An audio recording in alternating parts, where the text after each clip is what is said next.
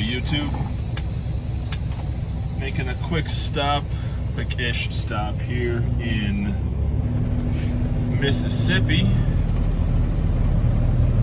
as I'm on my way from Gulfport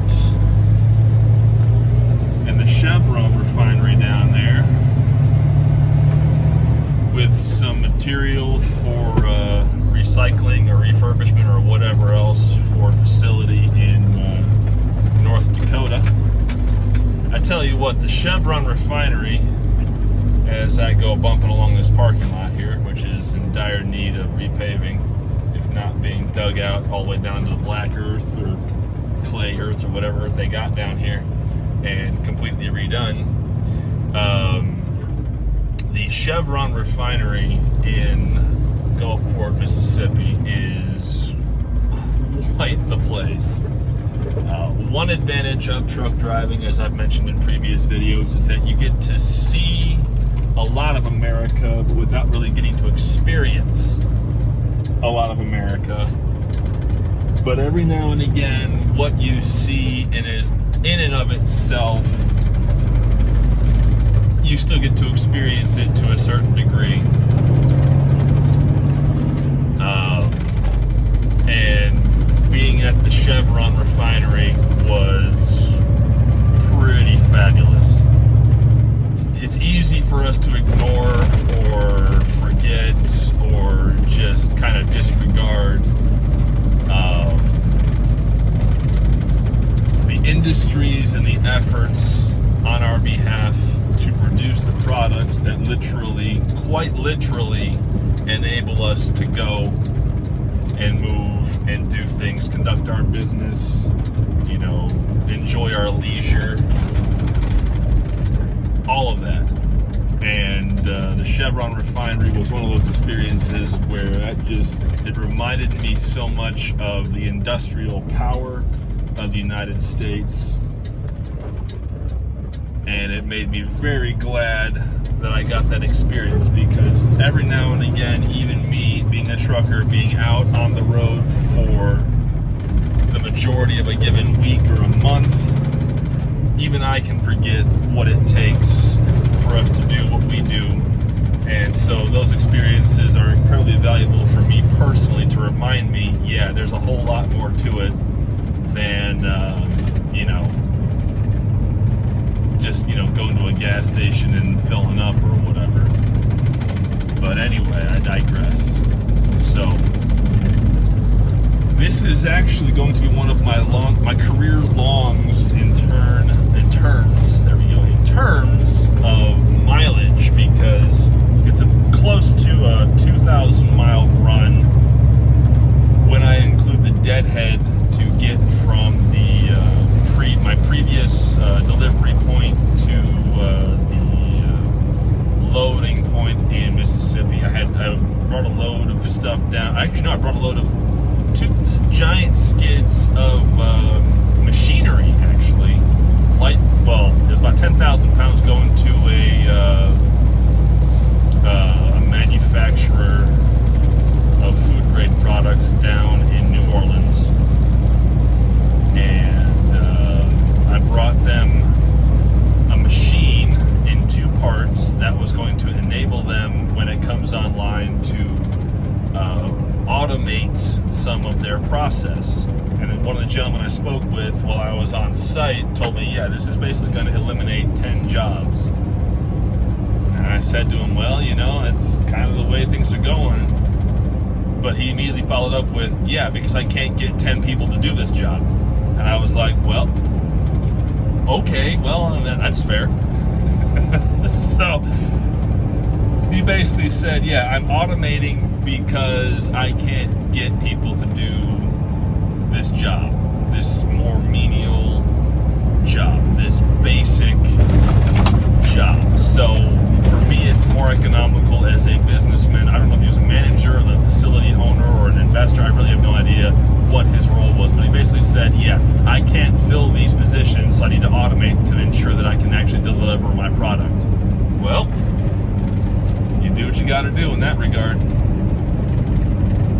So, delivered that. Anyway, that's the sidetrack. New Orleans. That is where I delivered, and then I had to deadhead over to Gulfport, Mississippi to pick up at the Chevron refinery. And now I have material that I'm taking up to North Dakota, which is either going to be recycled or regenerated or repurposed. I honestly have no idea. All I know is that it's going to be a fairly straightforward run, but it's going to be about a 2,000-mile trip when all is said and done, which is, for me as a solo driver, that will be a career long. Now, some guys might be a little bit surprised to hear that after over 2 years of trucking as a solo driver, company and owner-operator, that this 2,000-mile run is going to be one of my career longs, if not my longest ever career run. It's because for the majority of my career, I have done, my typical length of haul has been under 1,200 miles. My average length of haul probably about 500 to 700 miles, depending on, markets and where things are at and whatever else. But yeah, I've gotten quite a few 1,000-mile plus runs, but this is my first definite, 2,000-mile plus run ever, at least that I can recall as a solo driver. So it's a neat experience. I have been trying to do more cross-country runs, more longer length of hauls, but the dispatcher that I have, thankfully, or at least allegedly, is being pretty honest with me in terms of where the money is at, and has been finding me loads that have maximized, in a lot of cases, my value per mile, dollar for dollar, than, just big miles for, average money. Like my average rate per mile, if I really had to tabulate it, the truck is making $250 to $350 a mile on average. Because I've had some short runs that didn't pay much. I've had some long runs that didn't pay much. But I think my average, I'd say maybe $275 to $300 if I had to really guess. So not bad. I mean, could be doing better in some respects, but definitely not bad. Definitely not complaining, because it's been pretty good. So yeah, but eventually do want to do more long haul, but there are times that it really depends on what the goal is. Is the goal money per mile or adventure? Sometimes I pass up on better money for the mileage in order for it to experience some kind of adventure, go somewhere new. Other times I'll pass up on the adventure for the money per mile. It all kind of depends on the day, the week, where I'm at, what my goal is.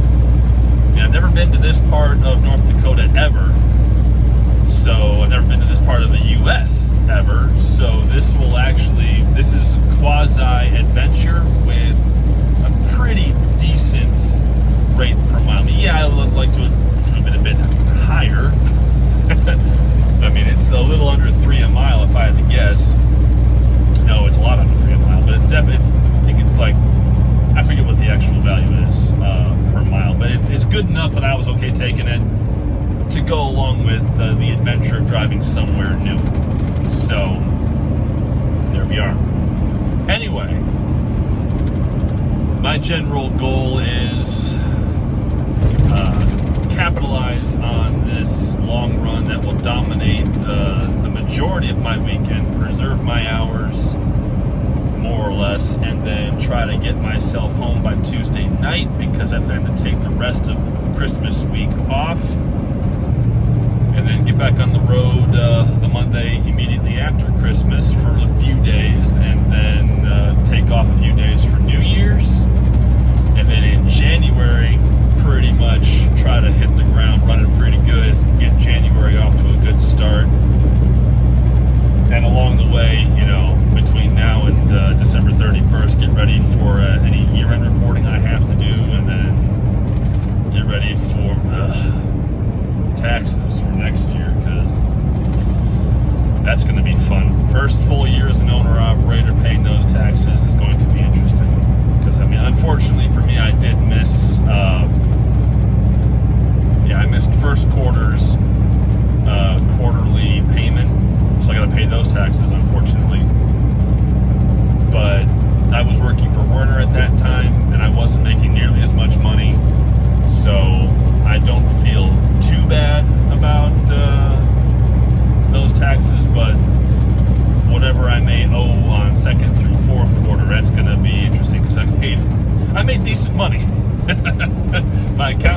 mean, yeah, you've had some pretty good months in there, so you know, it is what it is. Anyway, folks, that's all I got for you for right now. Thank you very much for watching. I hope you are on course to having a very good weekend and hopefully a very Merry Christmas if I don't make a video before Christmas. I wish you well, and as always, we'll see you down the road.